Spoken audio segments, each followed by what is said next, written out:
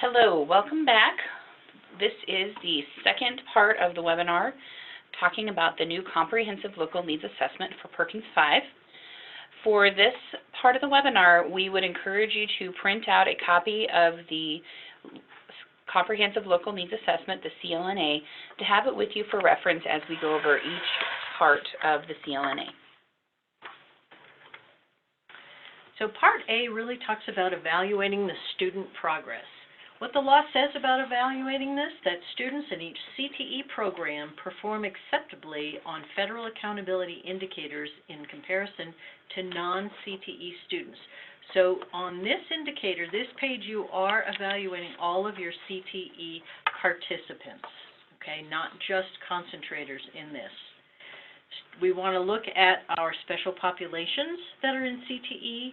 We want to also disaggregate data, as we've talked about in the past, so that you can see if you have students of different genders, races, and ethnicities in your CTE programs and that they are performing acceptably. And do you have any performance gaps existing between these subgroups of students?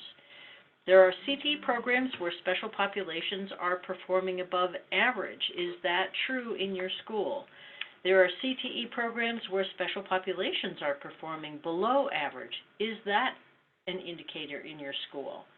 For secondary, we do need to review the number of CTE concentrators from the previous year in this part of it and use the number as the numerator and the total senior graduating class as the denominator. What percentage of the class are concentrators? We're looking to see if we can improve that. I do believe right now we have about 10% concentrators in all of our high schools in Montana. We gave you some percentages here on the bottom of this slide because you'll see on your fillable Comprehensive Local Needs Assessment template that we're asking you again to do a self-assessment of where you're at on this. Is this a strength for you? Is it just satisfactory? Is it something you'd like to improve? We will not score you down or deny any Perkins money if you are looking at how you can use this document to inform what you'd like to do in your school to make things better for all students. Size, scope, and quality, there is already a little recording on the OPI website that really goes into this in a lot of detail. The size, scope, and quality performance really has to do with the size of your school, obviously, how many CTE programs of study or Montana Career Pathways you have, depending on the number of schools, and then do you have curriculum that's aligned within that pathway, as well as work-based learning options for students, as well as dual enrollment options for your students.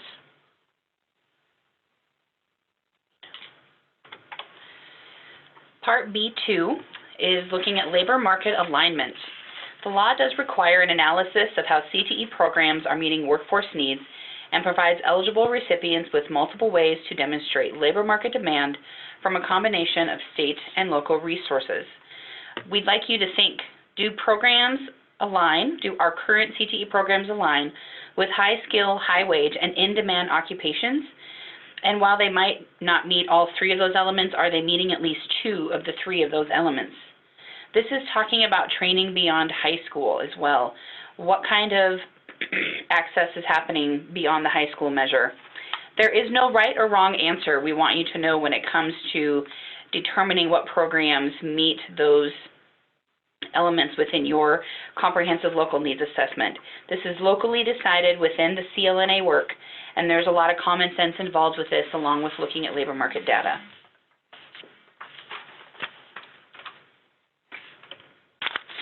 The next section, Part C, is the progress towards implementing CTE programs and programs of study.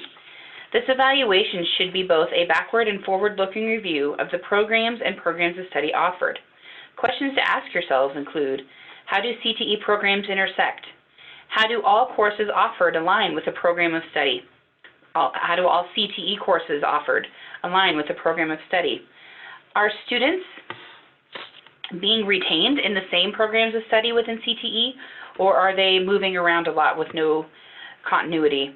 The goal of this is to thoroughly review all your CTE programs and your CTE programs of study within this portion of the CLNA.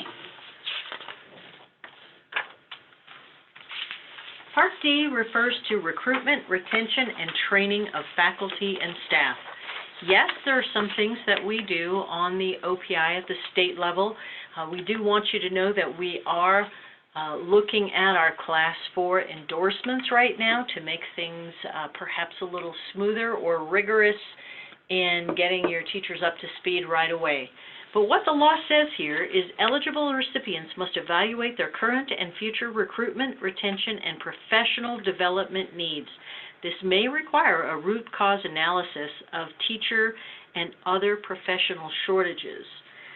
Keep in mind that OPI no longer requires 10% set aside for professional development. So you won't see that on your Perkins application this year, but the law clearly says that this is a focus of Perkins 5. So what do you need to do to help your teachers, especially the ones you have in your schools, with retention and professional development needs?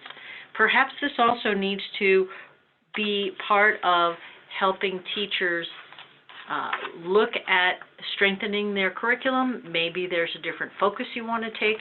So really keep track of what you are doing for training. Part E, we're looking at progress towards improving access and equity for all students. This requirement is focused on supports for special populations. The law challenges states to assist locals in directing resources or supports to close performance gaps and remove barriers. There may be different supports necessary to address different barriers and different populations. This review will include race, English learners, homeless students, special needs, non-traditional fields, military families, and more. And if you refer to the CLNA guide for a complete listing, they are all listed there. Pose yourself this question: how is access for each of these groups within our school? Do these students have transition plans? What are they doing upon graduation of high school, and how are you helping them to transition to that?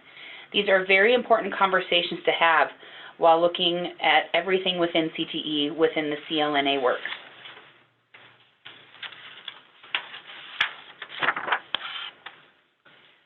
These performance measures you've seen in the past, at least some of them. However, they've been renumbered. So for those of you that have been working on a Perkins application in eGrants, you know that this is performance and accountability that we're talking about. These are changed a little bit. There's now a 4-year graduation cohort rate, and we're talking about concentrators here, folks. So we're looking at your graduation cohort rate. We're looking at extended graduation rate for concentrators. The academic proficiency for reading and language arts, mathematics, and science are going to be taken from the junior class taking the ACT exam. So from that test, we are going to pull those numbers in reading, math, and science. Now, we've always done reading and math, so science will be a new indicator, and this is something that the federal government has asked all states to start looking at their science numbers as well. 3S1 used to be 5S1, that's why I was calling it 5S1, the post-program placement. That was in the fall of each year, where you called your graduates from the following June to find out if they were indeed in college, or if they were employed, if they are in the military, or if they're unemployed. That is still part of this collection data that you'll need to do for fall accountability.